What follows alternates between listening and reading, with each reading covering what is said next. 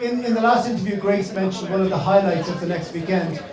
And one of the highlights is a little gem that's not very far from here. It is called Marsh's Library. It's tucked right in little, kind of like a little dog's egg of a road, very old-fashioned road. It's really designed for a movie set, I think. Right into St. Patrick's Cathedral. It's Ireland's oldest public library. It dates right back to 1770. And it looks it. When you go into it, you really get an atmosphere. You really get a feeling of something that's old. It could be in a Harry Potter movie, or it could be in a whole host of other movies. So it's not surprising that it's been used by some very famous people down to the years, including Jonathan Swift, and Bram Stoker, and James Joyce. And here to tell us a little bit more about it is Amy Ryan and Olga Taranova. I'm going to raise this up slightly, okay? Okay. I thought Taranova is such a great name. I think you're lost in the library. You should be a pop star or something. Taranova. Yeah, it's an interesting name. It actually means battering ram. Battering ram. So, there you go. So I hate to get you too intimate, but come closer to the mic, both of you. So tell us, Marsh's Library. Let's start with the writers. Is it really the case that those writers were studying there or borrowing books there or whatever people did in the olden days? Yeah, what do you want to? Yeah. Basically, Marsh's Library is the first public library in Ireland, founded in 1707 by a man named Narcissus Marsh. His brothers were Epaphroditus and Onesiphorus, so they had it worse. So he was originally an English clergyman, came to Dublin to take over as the Provost of Trinity, and essentially hated Dublin, Trinity, and its students. That's 2 out of 3 is fine. Okay. Nevertheless, he remained in Dublin, eventually becoming the Archbishop. But Trinity essentially inspired him to increase access to kind of general education. Trinity only allowed access to staff and students, which he didn't think was particularly fair. So after moving into the Archbishop's Palace, which is now the old Kevin Street Garda Station, he essentially paid out of his own pocket to have a library established. 300 years later, it is still a working library. So over the years, we've always been a reference library. Today people can still come and study. We now operate as a museum as well, doing different exhibitions featuring the books from the collections. What does it look like visually? Describe it to people. It's modelled on Bodleian Library in Oxford. Because Marsh was an Oxford man, and he actually left his manuscripts to the Bodleian Library in Oxford, and we only got his books, the printed books. It is the shelves are original. It's original oak that he commissioned especially for the library. It looks exactly pretty much like it did when it first opened in 1707. We even keep the books on the very same spots as well. So it's like entering when Jonathan Swift, for example, when he was one of our first readers, he was 40 years old in 1707 when the library opened. He was living between Dublin and London, and so he was. It looks exactly like it did when he walked in. So you should say that you can't borrow books from the library anymore. You never could, yes. Oh, you never could, even in the old days? Could, no, oh God. They were always special, yeah. They're special now and they were special back then as well. Because in those days, I suppose books were extremely valuable, is that correct?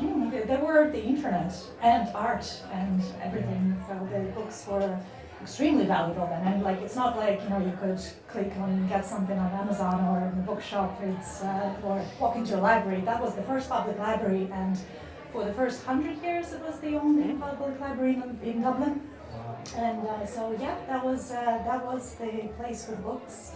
And what about Bram Stoker then? Oh yeah, you want to go? Yeah, sure. Bram Stoker. So in the years 1866 and 1867, so after the library's been around for quite some time, we get a 17-year-old young Abraham Stoker coming in. That's funny. I never knew where the name Bram came from. It's short for Abraham, right? Yeah. So he could have been Abe Stoker just as easily. Yeah. So when he was studying there, the librarian was very, very good and wrote down every single book he consulted, which meant doing an exhibition was really easy. So we appreciate that. We kind of having a look at what he was studying. There's some poetry in there. There's a book on palm reading. There's a lot of kind of travel books in reference to like British travels, like British travelers exploring Europe.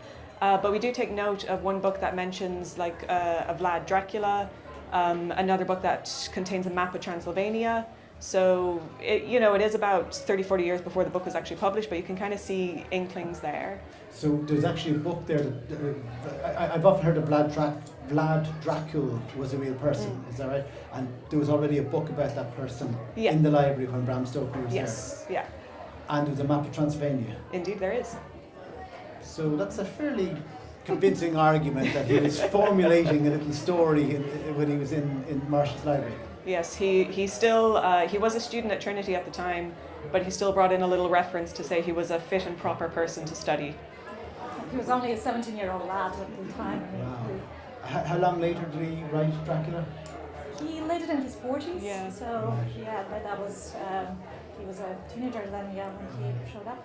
And what about Joyce? So James Joyce was there for a while as well. Oh yeah, so James Joyce, it's rumored that Yeats actually told him to find the book that Marsh's library has. So Joyce came in October in 1902. He was just finished with his exams. He was 19 years old. He was just finished with his exams in UCD, waiting for the results, and so just kind of having nothing to do, just walked into Marsh's library and read the books, read some, we can't exactly, again, the librarian didn't take exact notes what Joyce read, but Joyce left us Ulysses, and he mentioned Marsh's library in Ulysses actually in the second chapter. In Proteus, it's mentioned as because Joyce mentioned everything he's ever done in Dublin in Ulysses, so clearly we're there too. And it's Stephen. How does it go? The Marsh's Library, where he read the fading prophecies of Joachimus. Oh. That's the book that we assume Joyce read because we still have it. Wow, okay. And what about the books that died for Ireland? Wasn't there some books that got shot during the War of Independence? Oh yeah. So it was during the 1916 Easter Rising. So Marsh's was in a very interesting location because behind us, what's now the National Archives, was Jacob's Biscuit Factory. So actually we had Thomas MacDonagh and the Irish rebels there. Across from us in St. Patrick's Park, British soldiers were stationed. So it was Sunday, April 30th. Everything was kind of dying down a bit. The library was never occupied. It was never involved directly with the Rising. But there was an instance where on that Sunday, a machine gun was fired from the park, shot directly into the window of Marsh's library and directly into not only the books, but the front door. So if you come in the old reading room, we still have, as Olga said, the books in the exact same positions, but you can see the bullet holes that still remain over 100 years later. In the books? In the books, yeah. Wow. So they're not readable, but, they're still pretty cool. Souvenir from 1916. I just remember when I visited there a while back, and you have cages, don't you? Like, in those days, a long time ago, books were so valuable that when a person wanted to come in and study a book, you would actually lock them into their cage. Would that be right?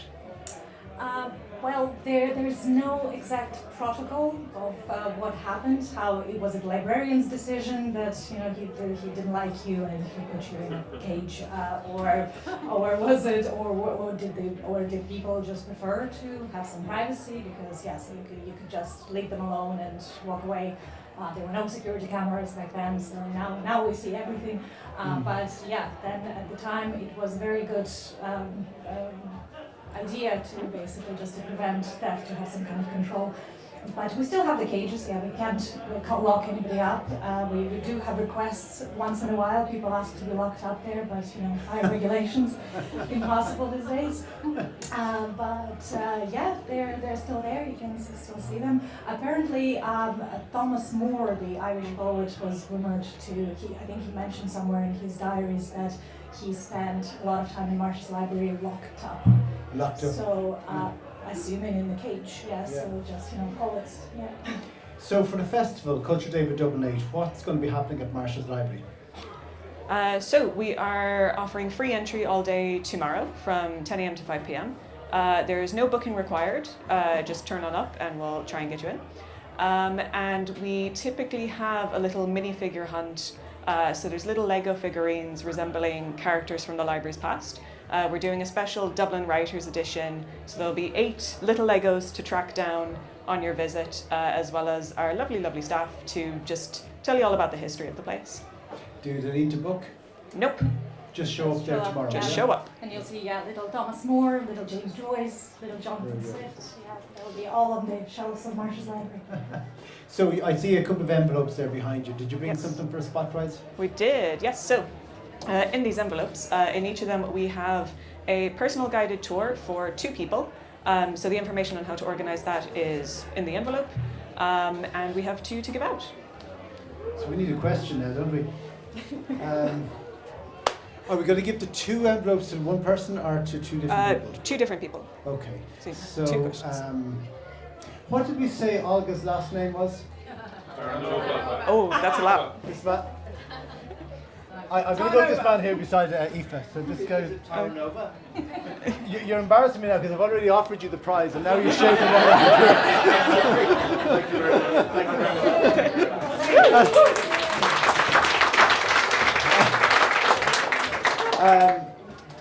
I have a better one.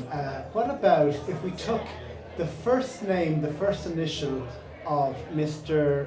Swift, Mr. Stoker, and Mr. Joyce? What 3 letters would we get? J-A-J. This man here. He's kind of. You wouldn't think it, but he's kind of clever. See you soon. So, Amy Ryan and Olga Taranova. Olga Battering Ram, is that what you said? Yeah, Taran, it means battering ram in Russian, yeah. Russian, okay. I really miss the meaning of it actually in English speaking country because it was nice to introduce myself. Okay, well thank you both for coming in and we look forward to seeing you.